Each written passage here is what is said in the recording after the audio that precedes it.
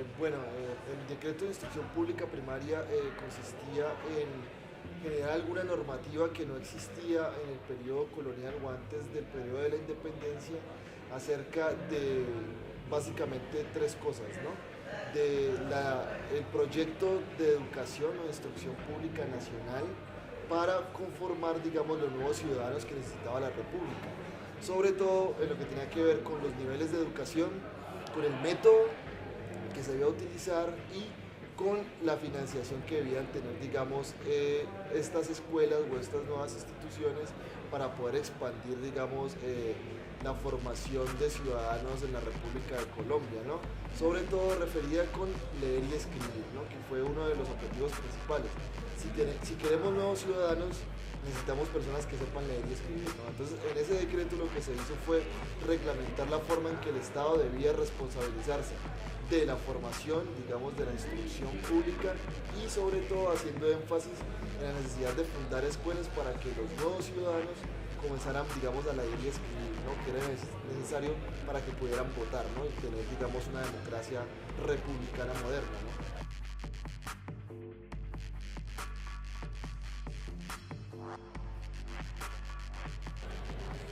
La financiación era una cuestión bien complicada, ¿no? Ahorita estamos acostumbrados como que al Estado cubra la mayoría de los gastos de manera centralizada o que los mismos gobiernos locales, en este caso hablando de alcaldías y gobernaciones, lo hagan. No, uno de los problemas más graves que va a haber en la expansión de la educación pública en el siglo XIX va a ser la financiación. No había claramente, digamos, una financiación directa desde el centro del Estado, ni tampoco lo había desde los grupos, digamos, dentro de los entes administrativos regionales. Muchas veces o las escuelas eran mantenidas por dineros que venían de Bogotá, u otras veces los mismos vecinos de las poblaciones tenían que pagar al maestro y comprar los útiles escolares para que los niños y los jóvenes pudieran acceder a esta educación, ¿no? O sea, eso fue una cuestión muy complicada para poder, digamos, normalizar en el siglo XIX.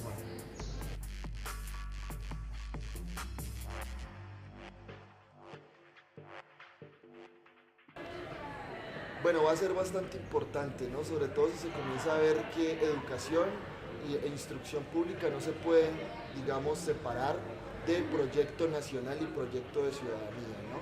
Y aquí entraríamos a ver cómo desde la segunda mitad del siglo XIX ya se comienzan a ver, digamos, diferencias entre los que van a ser los dos partidos tradicionales colombianos, ¿no? El liberal, que se puede decir que se fundó en 1848, y el conservador, que ya tenemos, digamos, estatutos claros en 1849. Y la división que va a haber básica entre estos dos partidos es la posición entre los liberales, más tirados hacia lo laico y una separación fuerte entre el Estado y la Iglesia, y los conservadores, que van a ser bastante seguidores de la idea de un Estado unido a la Iglesia y la Iglesia Católica como un faro, un referente moral de la población, ¿no? Entonces, esta diferencia frente a la posición de los partidos frente a la Iglesia Católica va a verse también reflejada en la educación y la instrucción pública, ¿no?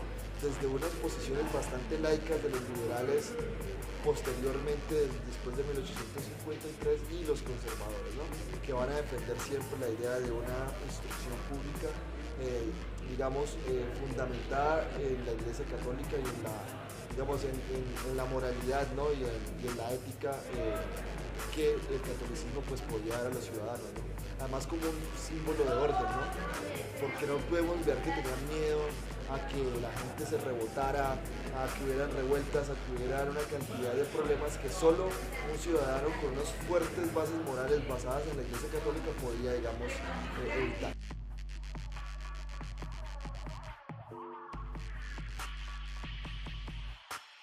Poco letrada. Bueno, uno podría decir que tuvo que ver bastante, ¿no?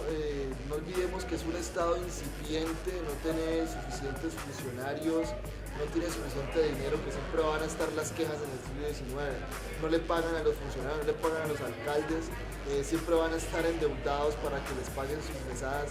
Entonces, la cuestión geográfica también va a ser muy importante porque los poblados van a estar muy alejados a las zonas urbanas, no va a haber unos buenos caminos, digamos, ni siquiera para ni siquiera caminos de herradura para llegar a ciertos lugares del país. Entonces, esa nación imaginada o uno puede ser un tanto utópica que tienen los gobernantes, tanto liberales como conservadores, se va a ver enfrentada a la realidad geográfica, ¿no? Que va a hacer que los centros urbanos estén dispersos en una maraña, digamos, de territorios selváticos, y que va a ser a veces bastante difícil poner en práctica lo que se tomaba como decisión en Bogotá desde el Congreso Nacional o inclusive desde las capitales regionales, en este caso hablando de las principales ciudades de ese momento, que sería Popayán, Cartagena, ya un poco más claro el papel de Medellín, pero en esas otras zonas o en esas otras áreas la llegada, digamos, del Estado va a ser muy precaria, ¿no? Entonces yo creo que va a tener una posición muy importante esa vastedad regional con una imposibilidad de tener caminos que la puedan unir, ¿no?, de manera efectiva.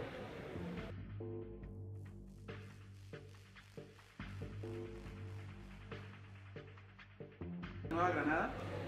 Bueno, el método lancasteriano es un método que va a aparecer en la Nueva Granada en el decreto de instrucción pública de 1826 con Santander, ¿no? Veníamos de una formación de carácter colonial, la cual se estaba dando, digamos, una educación en la cual los estudiantes tenían un preceptor y tenían, digamos, unas formas de recibir, digamos, el conocimiento bastante unidas a la tradición española. Con el decreto de 1826 y esta idea republicana de cambiar, digamos, el sistema político, pero también de crear ciudadanía y valores republicanos, va a aparecer el método de Joseph Lancaster, que es un pedagogo inglés que también se va a llamar en ese periodo el método de enseñanza mutua, ¿no? Que básicamente es, pues esto se lo inventaron los ingleses para poder llevar la educación a los sectores populares de Londres, sobre todo, que era un preceptor que se va a encargar de bastantes estudiantes, y cada uno de estos estudiantes, por eso se llama enseñanza mutua, va a tener una especie de monitor que se va a encargar, digamos, de un grupo dentro de esa totalidad de estudiantes que van a estar en el aula, ¿no? Lo que Lancaster proponía con esto era que con esta forma de enseñanza, con el método de enseñanza mutua, lo que se va a hacer es que se puede llegar a muchos más estudiantes, ¿no?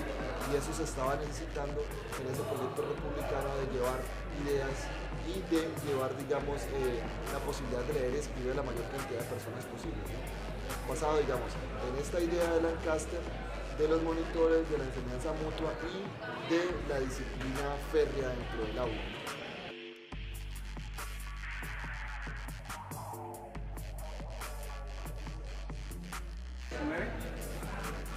Bueno, esto va a cambiar poco, ¿no? No podemos hablar de cuestiones revolucionarias en esta primera etapa de la historia de Colombia, ¿no?, como república, o de Nueva Granada, como queramos, el nombre que va a cambiar dependiendo de las constituciones.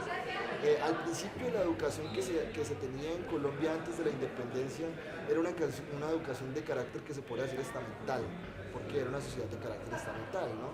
Había una educación que estaba diseñada para los indios, otra para los blancos, y muchos de las castas no tenían acceso a ella, ¿no? Se tenía sobre todo formación en la casa, y algunos privilegiados podían acceder a preceptores, digamos, privados, y después podían acceder a las escuelas de primeras letras y a los colegios, ¿no? Y otros más privilegiados podían acceder a las universidades.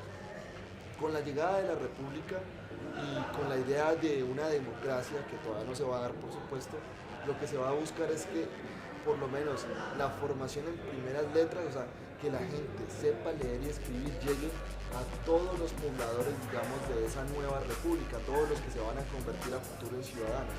Así que, aunque en la práctica no se va a dar de la manera como quieren los gobernantes, sí es un cambio en la forma de ver la educación o la instrucción pública, buscando que ahora llegue a toda la población, sin importar su casta, su raza o su condición social.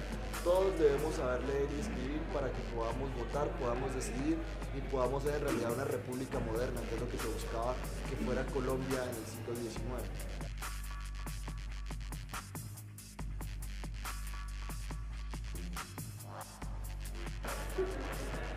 El maestro también va a ser una cosa importante en el siglo XIX, en la primera mitad, ¿no?